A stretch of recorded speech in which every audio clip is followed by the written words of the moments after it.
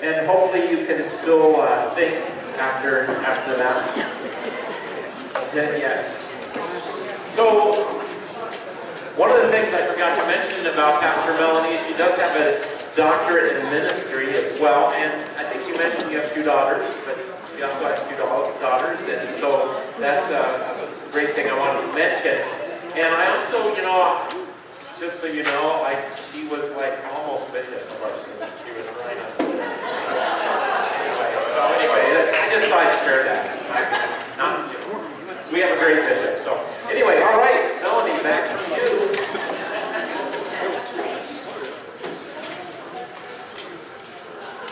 It's good to be here with you. One of the things, I'm going to tell you a little bit about my why, but I also want to talk to you about what I'm doing tonight and tomorrow. I know not everyone's going to be here back tomorrow, but that's okay. I just want to tell you where I'm going and what the method is, I guess, to how I'm thinking about evangelism and what I want to share with you. So when I came to the Synod in 2009, I was called with a very specific purpose. I was called with a purpose, and I was told that I was to start one church within 2 years. That the Synod goal was to start 6 to 8 new congregations by the time that Bishop Rob Hofstad was no longer at the end of his term, which ended in 2013. And so when I came, the identified churches were Living Stones, Light of Grace Korean Ministry in Federal Way, and then Messiah down in Vancouver had identified a second site that was considered a new start. They had identified that they were going to start a worship community in Ridgefield as an extension of their main campus in Hazelville, which is a neighborhood in Vancouver. They have not begun worship. They began worshiping in 2010. And so there were 3 identified new starts, and my job was to start 2 new starts by 2011. And the great thing about that, because I said if I'm going to move my 2 kids, ages 2 and 6, and my husband was a stay-at-home father at the time, it's going to be risky, right? We're going to move across the mountains in May, at the end of April, and my kids said, "Is it Christmas?" Because it was like snowing. And I was told I identified as one of them by the end of 1 year, otherwise there wouldn't be an extension beyond 2 years. Which is, I like clarity. And so if there's clarity around something, it's hard to reach a goal that you don't have parameters around. So we were able to identify that the next 2 congregations were Federal Way Chinese Fellowship in Federal Way as a house church that went public and became an ELCA congregation, as well as St. Christopher Community Church in Olympia, out on the Steamboat Island Road. If you know the area of Olympia, it was actually an Episcopal mission that had been a mission for 50 years. A tiny congregation that had been served mostly by part-time pastors, never had a full-time priest appointment. Then we learned of it, got to know the community, went and had a number of conversations, and decided that we would do a better job if we worked together. We're now up to something like in the area of 10 congregations that we've started, but our focus has really shifted. I'm sharing this with you because I want you to know this. The focus of my work and the work I do with the Synod Outreach Group has changed dramatically since I first came. When I first came, we were all about scattering seeds, seeing where they grow. I believe in doing that. And one of the reasons I do is because God's up to a new thing. In North America, the average age of Christian congregation in North America, anyone want to take a guess what that is? 60s. You've heard this? Oh, 62. 62. And the vast majority of congregations die within the first 10 years. So if you're in a congregation that's older than that, it's because it's been able to revitalize or something like that. Or it's been able to continue to grow and be relevant to its community. But the vast majority of congregations die within their first 10 years. But I believe it's scattering seed and seeing where the Spirit's going to take root, right? But in about 2013, when Bishop Jake was elected bishop, one of the things that we noticed as an outreach board, one of the things that Bishop Jake noticed, as he's gone around, he's visited every congregation in the synod and listened, and he's noticed that there's a vulnerability of some of our congregations. So our focus as an outreach board has shifted immensely. Kathy Bowman and Paul Meeker, Pastor Paul Meeker, well, Kathy's a pastor too, have both been a part of synod outreach. We've done things that are called congregational ministry reviews, where congregations say, hey, we need some help, or hey, can you give us some direction? And we go in on a Friday night, and we get a tour of the community. On Friday evening, we meet with a pastor, or sometimes other staff members of the congregation for 2 hours. On Saturday morning, we meet with community leaders, people who are not a part of the congregation, but know something about it in the community. It tells us something if no one comes to the table. But there's usually the smallest community leader table I've ever been a part of has been 2. But sometimes it's been as many as 30 people even from a small community. And then we spend most of the day on Saturday listening to people within a congregation and ask about what is God through the Holy Spirit doing here, what are goals you're working on, what are things you're doing together, what's your identity, what are things you do in the area of faith formation and education, what are things you're doing for outreach, what does fellowship look like here, everything. What are major conflicts, how do you handle conflicts, and we talk about all that for about 5 hours on Saturday.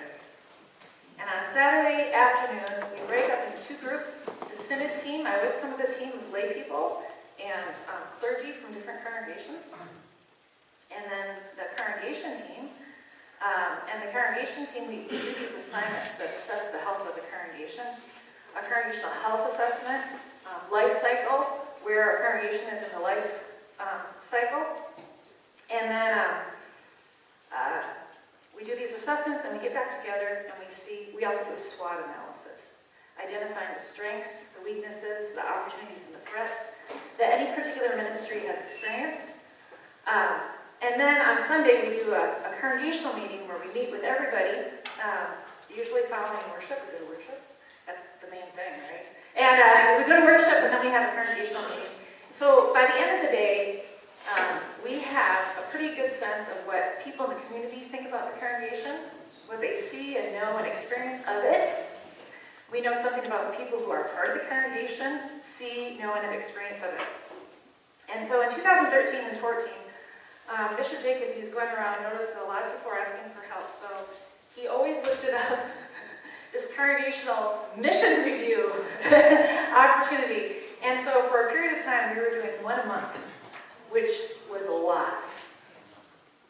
And but the great thing is at the end, the congregation gets a written report back of all the affirmations. There's always a page or more of affirmations, what we affirm. Sometimes it's affirming a terrible or difficult experience. I went into Minot, North Dakota following the flood, and the first affirmation was that the flood had been a traumatic experience for the community. A congregation that was flooded and had 2/3 of its members had flooded homes. That was a traumatic, horrible. So it can be an affirmation about something difficult, but also affirmations are things that congregations do really, really well, that they sometimes don't even recognize about themselves. And then after affirmations, there's recommendations. Well, we went into a number of congregations, and some of the affirmations that we came up with were that congregations were in need of renewal. And so last year, in the November of 2016, so it's over a year ago, we launched the Synod's first Imagine effort. So as an outreach board, we had always focused, well, since I came in 2009, I'm sure there was efforts before I came, but in 2009, our effort had been to live out the mission of starting a congregation. And we still think that's very, very important. But what we also noticed was that existing congregations were also saying, we need some help. The neighborhood has changed. My congregation, St. John's in Lakewood, where my husband serves as a redeveloper, is in a neighborhood that has changed dramatically since 1960. It started in the 1960s. So, so the congregations were finding that they were finding themselves at a point in time where they felt what we did, when we started, or what we did even 10 years ago, isn't working today. So in 2016, we started an Imagine cohort. So instead of working with congregations individually, we've been working with groups of congregations in our synod. And the first cohort had 12. One dropped out. So we have 11 congregations in the first cohort. They've had 5 retreats where they go with their pastor and 4 to 5 lay people. We received a grant from the ELCA to help us for the first 2 years of this. And then our synod campaign has been picking up the tab this last year, which has been great. But then we started the second cohort in November of 2017. And so we have a second cohort going on right now, and that has 8 congregations in it. So we're just one short of having 20 congregations in a renewal process where they're accompanied through a series of retreats where people learn about, are equipped to ask questions about who is God calling us to do, what is God calling us to do and be with the gifts God has given us right now, what's our relationship with each other look like, what's our relationship with the neighborhood look like. And the reason I'm telling you this very laborious thing is because the activities I'm going to do with you tonight and tomorrow come from our Imagine curriculum, so to speak, what we do at these retreats. And the very first thing, I'm going to tell you what tonight's activity comes from. So there's 6 retreats in all. The first 3 are all about God and us in the congregation. In the very first retreat, we hear about God's mission in the world, what is God up to, how it all starts, faith starts with what God is doing in our lives, right? But the very first activity we have people do is the sheet I put in front of you, which is about sharing our faith story. Peter Moore, he's the chair of our outreach board, says, you can't share your faith if you don't have a faith worth sharing. And so, that's his line. It's not my line. I'm just quoting his. And so he likes us to spend some time identifying what our faith story is. That's one of the reasons we started with Bible study tonight. We got to start with what God is already doing in our lives, reflecting on what God has been doing in our lives. But the exercise we're going to do tomorrow is from, so this last 3 retreats are about a relationship with the world or our community, our neighbor. It's a relationship our church has with our neighbor. And that focuses, the very first retreat is about what, do you think? It's an E word. It's about evangelism. And so tomorrow, the exercise that I'm going to share with you is an exercise that we share. It's a tool that's been developed, that we have developed because we recognize that congregations do need an evangelism, for lack of a better word, strategy, maybe, or plan, or something they do in that area. And a yellow page ad is not sufficient or relevant, but you'd be surprised at how many congregations, that's about it. And so what I'm going to share tomorrow is going to be what I look for when I'm working with congregations. When I'm working with congregations in renewal, when I'm working with New Start congregations, we look for efforts in kind of 4 areas. And the biggest one, the most important one, is in faith sharing. So that's why we start with that. But the other important piece is our branding. That sounds worse than it actually is. Because branding, in the way that I use it, is about what does a congregation collectively say about what God is doing through them? Do we have a collective story and understanding of what God is trying to do in and through us? That's a piece of the branding. Part of it is also hospitality. My congregation, St. John, has grown in worship attendance, but one of the things that I hear over and over again, and I really cannot think of anyone that is a part of our congregation congregation that hasn't invited someone to worship. We've become a congregation that really invites people to worship. Our council president was invited to worship. Her husband was invited. There's another couple that they invited. I mean, I can just, so many people are invited to our congregation, and one of the things that I hear people saying is, Sybil, who's a member of our congregation, said, with tears in her eyes the other day, I feel like our congregation is finally a place we can invite people to. So if you don't feel that your congregation, like in order to be able to invite someone you care about to worship or to an activity at church, you might have to have some sense that they might be made to feel welcome, right? Some sense that it might be a comfortable experience for them, right? And so we're going to talk about what hospitality looks like, because a lot of congregations identify themselves as a friendly place. And often they are, especially if you're a part of them.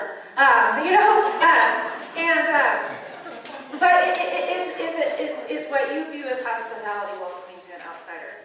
And so tomorrow we're going to talk about branding, hospitality, and invitation. I'm going to share about some of the ways that our congregations in our synod are finding some joy in inviting people to worship, or inviting people to be a part of the congregation in a variety of ways, and what that can look like, because it's very contextual. And then we're also going to talk about faith sharing.